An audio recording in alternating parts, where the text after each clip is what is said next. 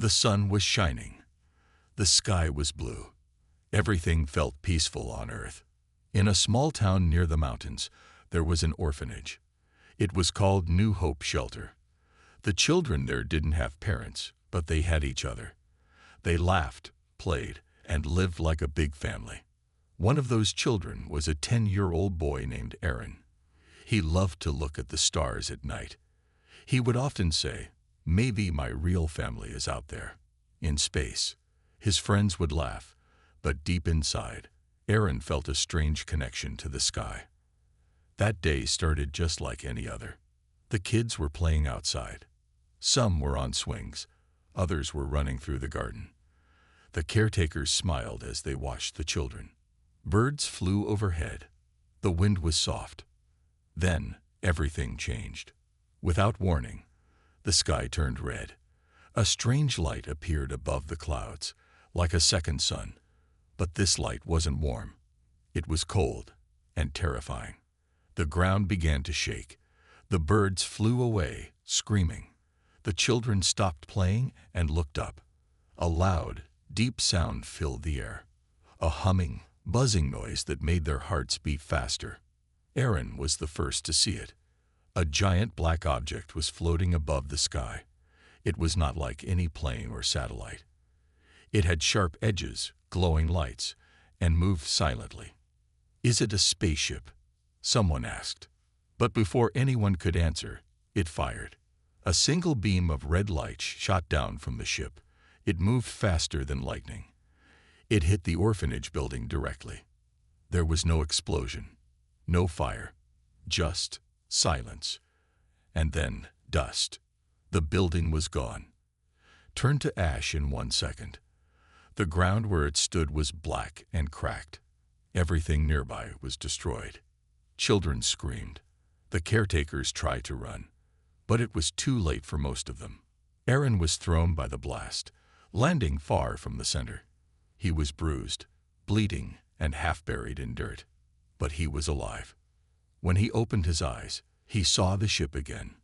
It hovered above the orphanage ruins for a few seconds. Then, just as silently as it came, it disappeared into the sky, leaving no trace behind. All that was left was silence and smoke. That night, the news spread around the world. Unknown attack on Earth. Children targeted. Panic began. People asked, who were they? Why attack an orphanage? Governments called emergency meetings. Satellites checked the sky, but nothing was found.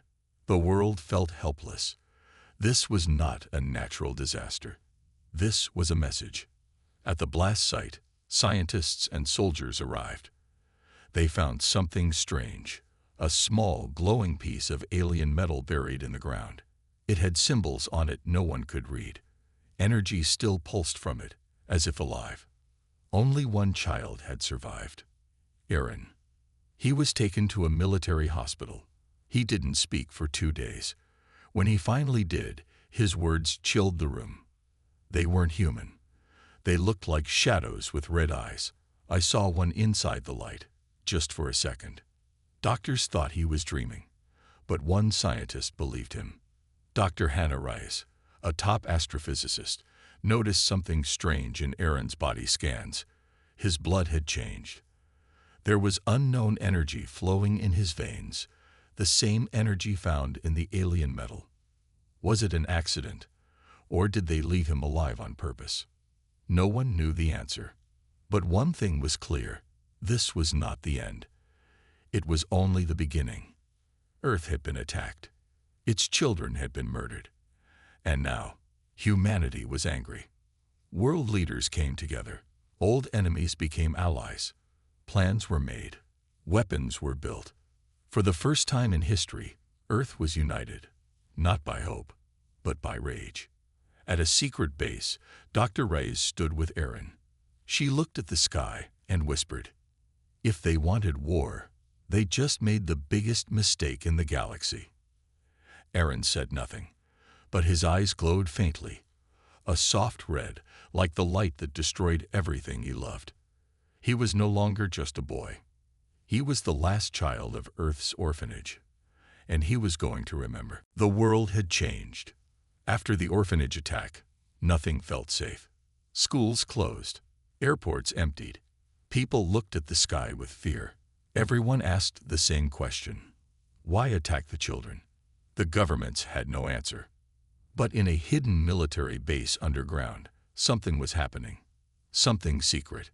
Inside a high-tech medical room, Aaron lay on a white bed. Machines surrounded him. Scientists and doctors watched him carefully. Dr. Hannah Reyes stood closest to him. She was not just a scientist. She was a genius in alien energy and advanced genetics. Aaron was calm, but quiet. His eyes didn't blink much. He barely spoke, but strange things were happening to him. His wounds healed faster than normal. His blood cells were changing. And sometimes, when he got emotional, things around him moved. Once, a metal tray flew across the room without anyone touching it. Dr. Reyes looked at his test results. "He's not human anymore," she whispered to herself. "He's becoming something else." Meanwhile, Earth's leaders had formed a new secret group, Project Vengeance. This project had one goal: to find the enemy and destroy them. They used every satellite, every deep space radar, and every alien tech they had collected over the years. Nothing was left behind. The enemy had attacked Earth once. It would not happen again. But they had a problem. Earth had never fought a war in space before. No weapons, no soldiers, no ships could match an alien race that could destroy a building in 1 second. That's when Dr. Reyes made a bold suggestion. "We don't need to build a weapon," she said. "We already have one." Everyone looked at her, confused. She pointed to Aaron's file. "He is the weapon." After a few weeks, Aaron was moved to a new facility. It was deep in the Arctic, covered in ice, hidden from the world. There, Project Vengeance had built a training center like no other. Aaron was not treated like a child anymore. He was given a uniform, trainers, and teachers who spoke little but watched everything. His training began: running, combat, space simulations, mental tests. At first, he struggled. He was small. He was scared. And he still had nightmares of that red light, that floating ship, and his friends' screams. But with every day, he got stronger. His body became faster, tougher. He could lift weights twice his size. He could hold his breath for minutes underwater. And when he focused, he could even control small metal objects with his mind. Dr. Reyes stayed with him like a mother. She taught him how to control his powers, how to calm his anger. "You have every right to be angry, Aaron," she told him one night. "But don't let that anger control you. Use it, shape it, become more than just a survivor." And he did. By the end of 3 months, Aaron was no longer the quiet boy from the orphanage. He was sharper. He had learned alien languages faster than any machine. He could sense energy in machines, even turn them on without touching them. Something inside him had changed forever. But something else was happening too. During a training session, the base lights suddenly went out. A strange signal appeared on the radar. It lasted only 10 seconds, but it was the same signal found at the orphanage blast site. "They're watching," Dr. Rice said, her face pale. The enemy knew Aaron was alive. And they were curious. Why didn't they kill him that day? Why leave only him alive? Was it a test? A warning? Or a mistake? Aaron was called into the control room. Earth's military leaders appeared on screen. One of them, General Voss, spoke firmly. "Son, you're not just a survivor now. You're our hope, our key. The enemy came once. They will come again. Next time, we'll be ready." Aaron looked at the screen. His voice was calm but full of fire. "Next time, I'll be waiting." Everyone in the room stood silent. For the first time since the attack, Earth didn't feel like a victim. It felt like a hunter. Outside the base, the sky was dark. The stars shined cold and distant. Aaron walked alone in the snow. He looked up. Somewhere out there, the killers were watching. Somewhere out there, a war was coming. But this time, humanity was not afraid. They had a weapon. They had a soldier. They had the last survivor. The snowstorm outside was wild, but inside the base, everything was quiet. Silent screens glowed. Soldiers marched. Scientists worked without sleep. This was no longer just a research center. This was the heart of Earth's first war command in space. Project Vengeance had begun. Aaron stood in the center of a large round room. Holograms floated around him. Alien ships, weapon designs, and strange star maps. He had grown stronger. His face was sharper now. His voice deeper. He no longer walked like a child. He moved like a soldier. Dr. Hannah Reyes and General Voss stood beside him. "Are you ready, Aaron?" the general asked. Aaron nodded once. "Yes. Show me where they are." Dr. Reyes pointed to the stars. "We found a signal. It came from the edge of the galaxy. A system with 3 red suns. The signal carries the same energy as the Orphanage blast." Aaron looked at the star map. His eyes narrowed. "They're calling us," he said. "They want us to come." Project Vengeance wasn't just about one boy. It was Earth's biggest plan ever, to leave the solar system, reach the enemy's home, and strike back. Over 50 countries shared their best technology.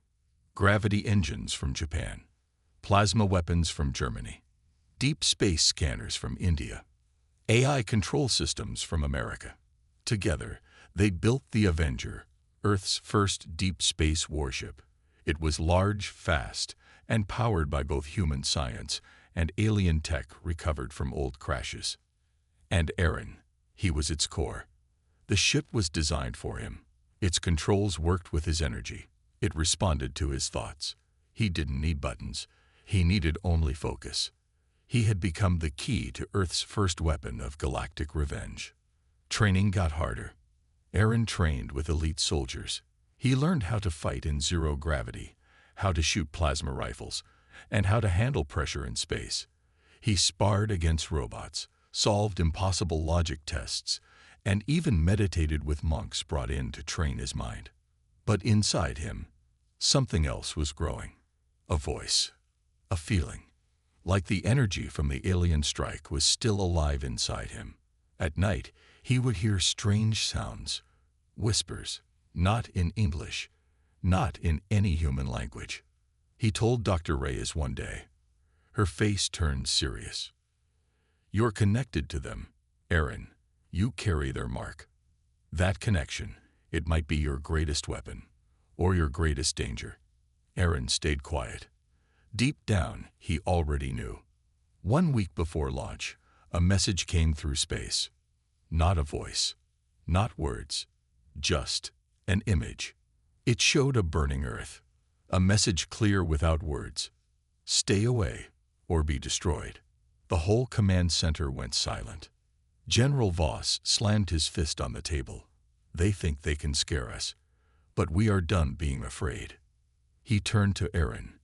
"Ready to lead us?" Aaron didn't blink. "Let's finish what they started." The day of the launch arrived. People across Earth watched from screens, in homes, in cities, in deserts, in villages. The Avenger stood tall at a secret launch port in Antarctica. Lights blinked. Steam hissed. The engines hummed with power. Aaron walked alone toward the ship, wearing a black and silver suit. His eyes glowed faintly. Not red, not blue. Something new. Something human, something alien. As he entered the command deck, the ship lit up by itself, like it was waking up. "Connection stable," the AI voice said. "Pilot confirmed." "Aaron." Dr. Reyes spoke through the radio. "Remember, Aaron, you are not just our weapon. You are our message." "What message?" he asked. She smiled softly. "That humanity never forgets its children." As the countdown began, Aaron looked at Earth one last time on the screen. He whispered, "For the Orphanage." Then the engines fired. With a roar, The Avenger rose into the sky. The clouds parted. The stars opened. And for the first time in human history, a warship left Earth to bring vengeance to the stars. But far across the galaxy, something was watching. In a dark world of black metal and red skies, a creature with glowing red eyes looked at a screen. It showed Aaron, his ship, his energy. The creature turned to others and spoke in a sharp, cold language. The seed survived. Another answered, "Then the test begins now." They weren't afraid. They were curious and ready. Earth was going to war, but the enemy had been waiting. The stars were quiet. The ship moved through space like a silent arrow, fast and focused. Inside, the crew stayed alert. Everyone knew they were flying into the unknown. At the center of the Avenger's command deck, Aaron stood calm. His hands rested lightly on the console, but he didn't touch anything. He didn't need to. The ship responded to his thoughts. His mind was now connected to the ship. It felt like a part of him, like a second body. "Coordinate stable," the AI voice said. "Enemy system in 5 hours." Dr. Raya's voice came over the radio from Earth.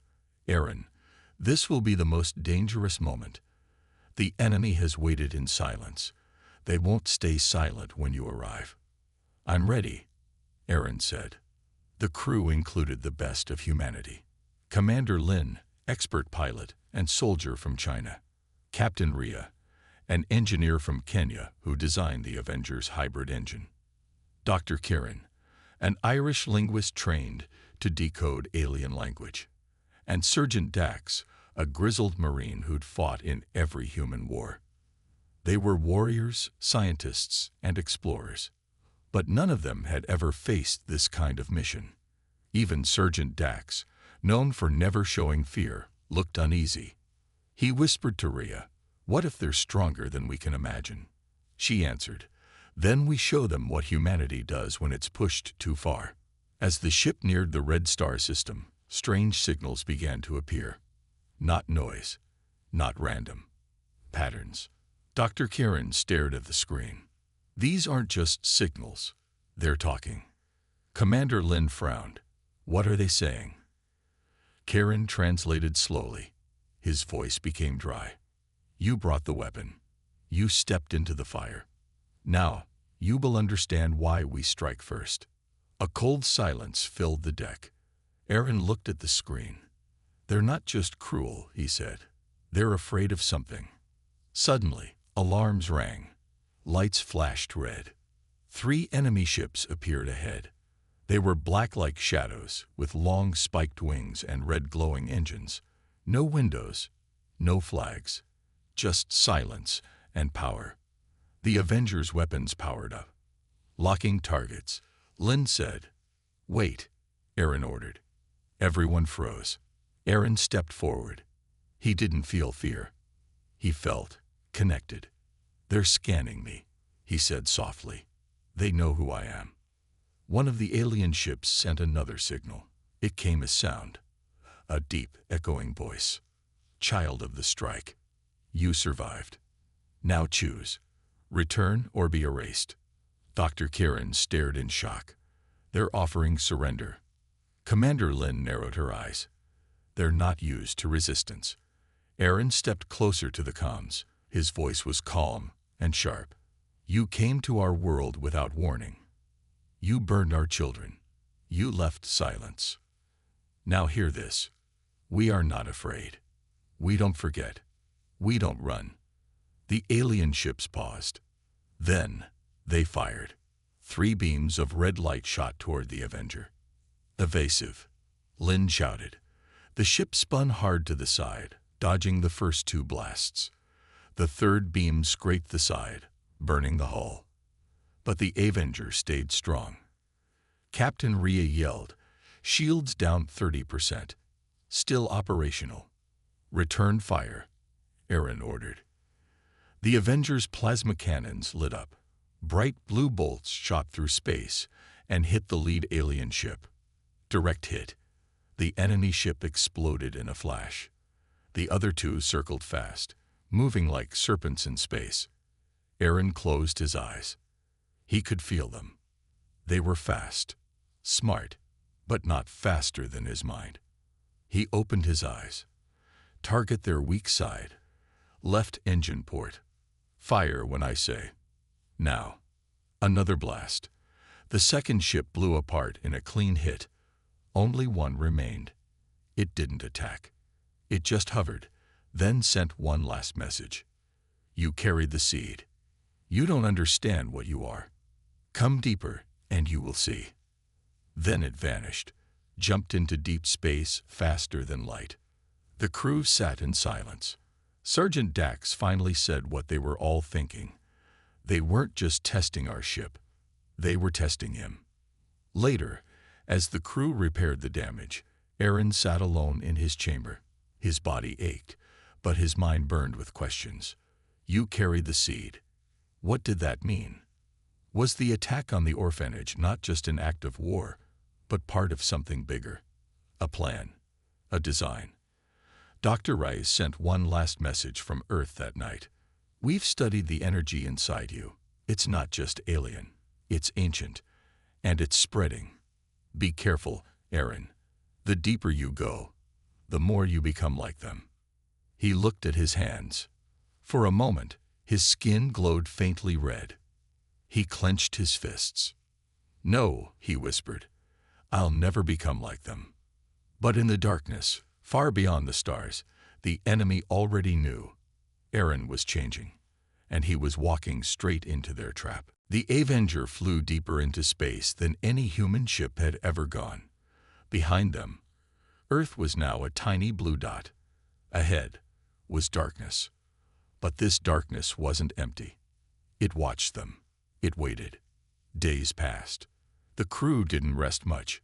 Every system was on high alert. The attack from the alien ships had damaged the ship's shield core, and Captain Rhea worked day and night to repair it. Inside the command room, strange patterns appeared on the radar. Space around them seemed twisted. Commander Lin stared at the screen. These aren't normal star routes. It's like someone designed this space. Dr. Kieran whispered, a maze.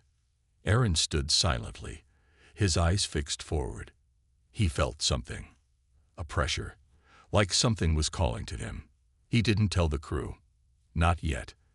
That night, Aaron sat alone near the observation window. He looked at the stars, but they didn't look right. Some of them moved. Suddenly, his head hurt. A sharp flash ran through his mind. A vision. A black city floating in space. Towers like bones. A giant throne. And a voice. Come, seed. Let us show you what you were made for. He opened his eyes, gasping. The next morning, the ship came to a sudden stop. Not because of fuel. Not because of choice. They had hit something invisible. An energy field, like a wall around a giant part of space. Captain Rhea scanned it. It's not natural. It's artificial. Someone built this. A trap, Commander Lin said. Dr. Kieran looked scared. The message was true. They want him to come inside. Aaron stepped forward. Then I will. Sergeant Dax raised an eyebrow.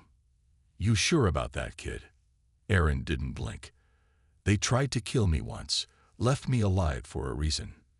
It's time I find out what that reason is. They sent a drone into the field. It vanished instantly. No explosion, no signal, just gone. Everyone stood silent. Aaron placed his hand on the ship's control panel. Let me try. The ship pulsed. Lights turned blue. Systems came alive. The field opened, just for them. Like it recognized Aaron. Like it was welcoming him. The ship moved forward into the dark zone. Inside, the stars disappeared. The sky turned red. And suddenly, they weren't in normal space anymore. They had entered the labyrinth. The space around them twisted like a living thing. Ships appeared, then vanished. Whispers echoed through the halls of the Avenger. Crew members heard voices calling their names. Some heard screams. Others saw flashes of Earth burning. It wasn't real, but it felt real. Dr. Ray's voice came through the comms. You are inside a mind trap. That space isn't space. It's alive. It feeds on fear. Sergeant Dax loaded his weapon. Then it'll choke on mine. But Aaron, he wasn't scared. He was focused. He walked deeper into the ship, following the whispers. They grew louder. He entered the reactor chamber. The lights dimmed. A shadow stood across from him. Not a person, not a hologram. Something in between. It looked like a tall figure with no face. Its body was made of energy, shifting and flickering like fire. It spoke directly into Aaron's mind. You carry our code. You are not human alone. You are the bridge.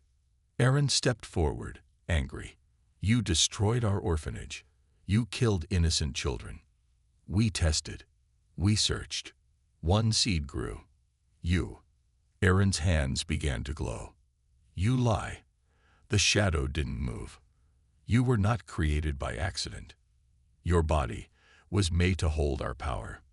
And now, the time has come to choose. Be our weapon, or be their grave. Aaron's energy pulsed. His eyes shined bright. He raised his hand.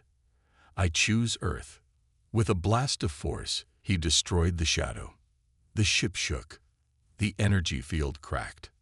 The trap was breaking. The Avenger rushed forward, escaping the collapsing labyrinth. Systems rebooted.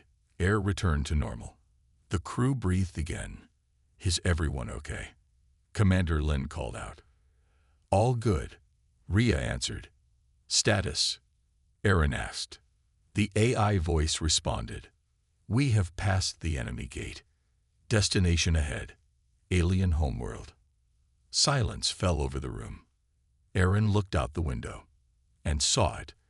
A massive planet, black and burning, with rings of metal and ships circling like sharks. This was the source, the place the attack began, and where vengeance would end.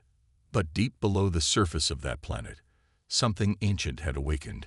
It knew Aaron was coming, and it was not afraid. It was ready. The planet looked dead.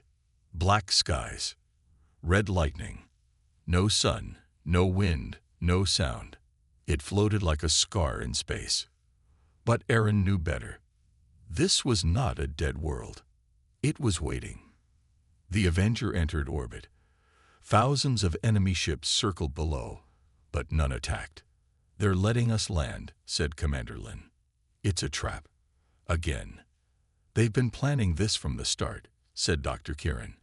The messages, the attacks, the maze, it all leads here. They want him to come, said Sergeant Dax, nodding toward Aaron. Aaron didn't speak. His eyes stayed locked on the planet. I'm going down, he said. No way you're going alone, said Dax, checking his weapon. The landing team formed. Aaron, Commander Lin, Sergeant Dax, Captain Rhea, and Dr. Kieran. They boarded a small drop shuttle and descended. The closer they got, the worse it looked. The surface was covered in ruins, broken towers, black glass, and strange machines half buried in ash. But there were no signs of life. Only one giant structure stood untouched, a tall tower in the center of the wasteland. It glowed faintly red. That's the source, Aaron said. As they walked toward it, Aaron began to hear voices again. Clearer now. Return. Awaken. Become. He shook his head. I'm not yours, he whispered. They entered the tower. Inside, the walls pulsed like veins. Glowing symbols moved like water. No one spoke. They reached a large chamber, a circle with a floating orb at the center. Captain Rhea scanned it. This isn't just a power source. It's a memory core. Dr. Kieran touched the orb, and images burst into the air. Holograms, visions, a history long forgotten. The truth. Long ago, the enemy race, called the Varnox, ruled the stars. Powerful, cold, logical. They feared emotion, feared chaos, feared the unknown.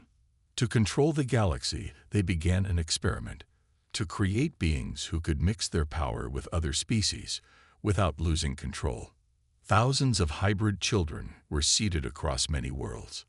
Most failed, but on Earth, one survived. Aaron.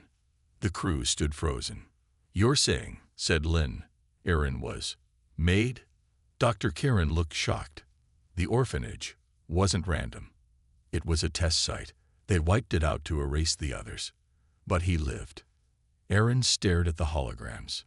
He saw babies in labs, tests, explosions, and finally, himself, a small child, surrounded by machines. He stepped back. His hands shook. "Then who am I?" he asked quietly.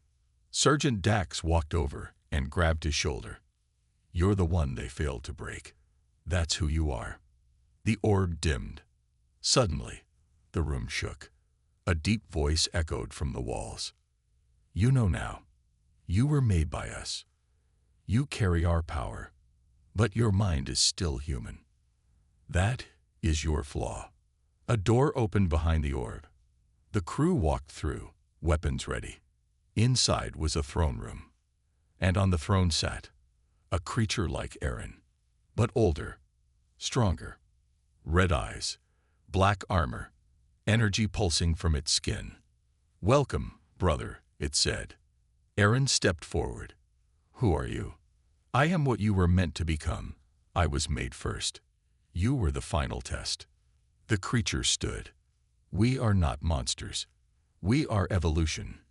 You are proof that humanity can become more." Aaron clenched his fists. "By burning children, by destroying lives, by removing weakness, emotion, attachment, pain." The creature pointed at Aaron. "You can lead us, or die with them." Aaron's body began to glow, but not red. Blue, pure, human. He raised his hand. His voice was steady. "I choose Earth." The ground shook. The throne shattered. The creature roared and charged. Aaron blocked the blow with a shield of energy.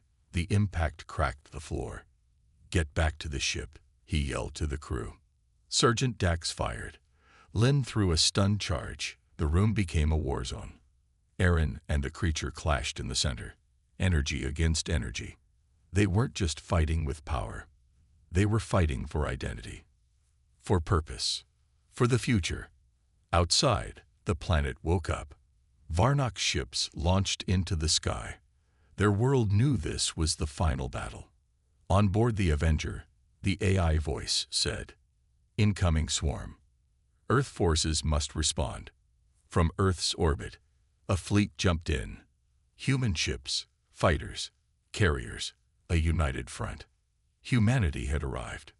The war had begun. The sky burned above the enemy world. Hundreds of ships clashed in orbit. Earth's united fleet, small but fierce, had arrived in full force. Missiles, lasers, and energy blasts lit up the stars.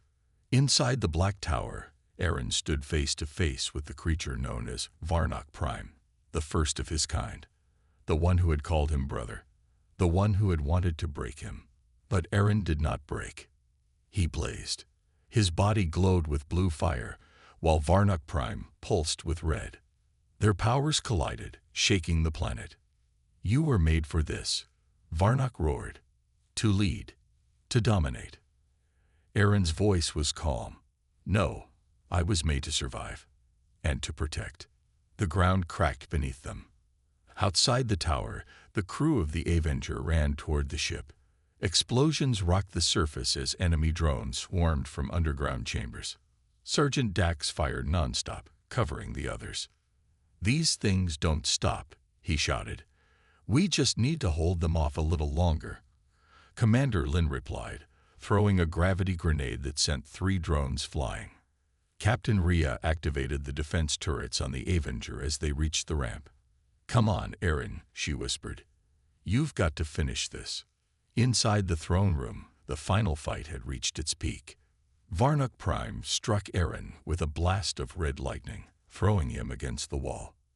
"You carry our code," the creature said. stepping closer. You can't escape it. Aaron struggled to his feet, blood on his lip, sweat on his face. I'm not trying to escape it, he said. He raised both hands. Blue fire blazed from his skin. I'm rewriting it. His energy pulsed outward, brighter than ever before. The room began to fall apart. Varnock screamed, rushing forward for a final blow. But Aaron moved faster. He plunged his hand into Varnock's chest, not to kill, but to connect. Suddenly, everything froze. Aaron stood inside a white space, a mind space. He could see memories, his and Varnock's, floating like glass around them. The orphanage, the lab, Earth, the stars. And then, Aaron understood. The Varnocks had never been gods. They had been afraid. Afraid of death, of change, of emotion. They created hybrids to save themselves. But in doing so, they created something better. Something more human than they ever were. Aaron let go of the fear, let go of the hate, and the connection broke. Varnock fell to his knees. His red glow faded. I see now, he said quietly. You are not the seed. You are the storm. Then he dissolved into light. The tower collapsed. The Avengers crew saw Aaron fly out of the ruins, glowing like a star.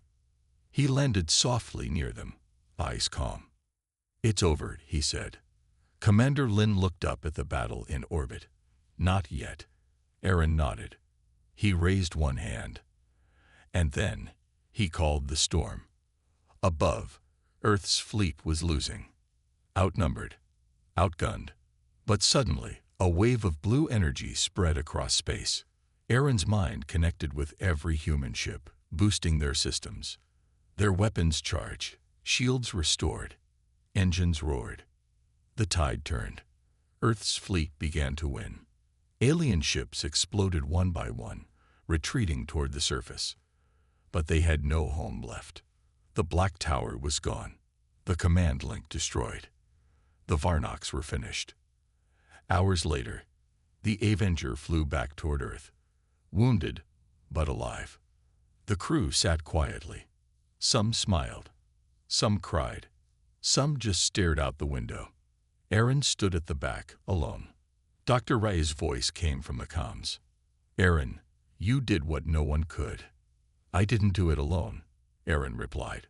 No, but only you could have ended it the way you did. Aaron looked at his hands. The blue glow had faded now. I'm still human, he said. You're more than that, Rise answered. You're proof that even in the darkest corners of the universe, hope can be born. As Earth appeared in the distance, shining blue and beautiful, the people of the planet watched the sky. They saw a signal appear above the clouds, a symbol glowing in space. Not a warning, not a threat, but a promise. Humanity would never be victims again. And the stars would remember the day. A boy from an orphanage became the galaxy's greatest defender. End of Part 7. Series Final.